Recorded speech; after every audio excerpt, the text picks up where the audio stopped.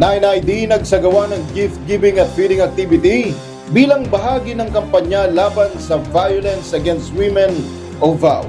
Ang buong detalye sa report ni Eden Florurita. Simple, ngunit masaya ang isinagawang gift-giving at feeding activity ng mga enlisted personnel, female officers at civilian employees ng 9th ID sa Missionaries of the Poor sa Naga City nitong Disyembre 5.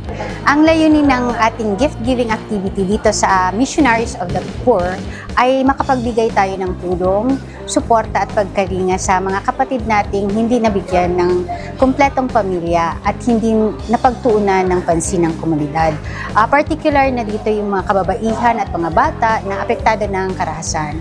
Ang 9th Infantry Spear Division bilang advocate ng gender and development ay nagsasagawa kami ng mga seminars, trainings, mga information drive tungkol sa violence against women. And then sumusuporta din kami sa mga batas related dito sa gender and development.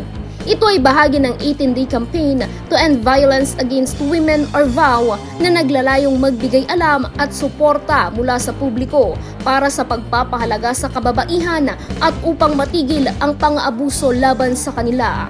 Nagbigay din ng payo ang mga civilian employees ng 9th ID sa mga kababaihan na kasalukuyang nakakaranas ng karahasan o pang-aabuso mula sa kanilang mga partner o kahit mula sa hindi kilalang tao. Ang isang babae, kung tayo ay nakakaranas ng pag-aabuso, kailangan sumangguni tayo sa malapit na otoridad. Makipag-ugnayan po sa DSWD, maaaring pumunta sa pinakamalapit nilang tanggapan o kaya ay mag-text or tumawag sa kanilang hotline. Pagkakaroon ng strong emotional support galing sa pamilya, kaibigan, o kaya sa social group ay nakakatulong sa healing process. Magpa-blatter, pumunta sa barangay, tapos magpa-blatter, tapos mag-file ng restraining order. Huwag kang matakot.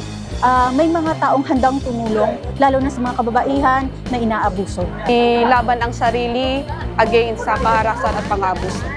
Violence against women, bigyang wakas, ngayon na ang oras! Kapayapaan para sa lahat. Eden Florurita, Spear News.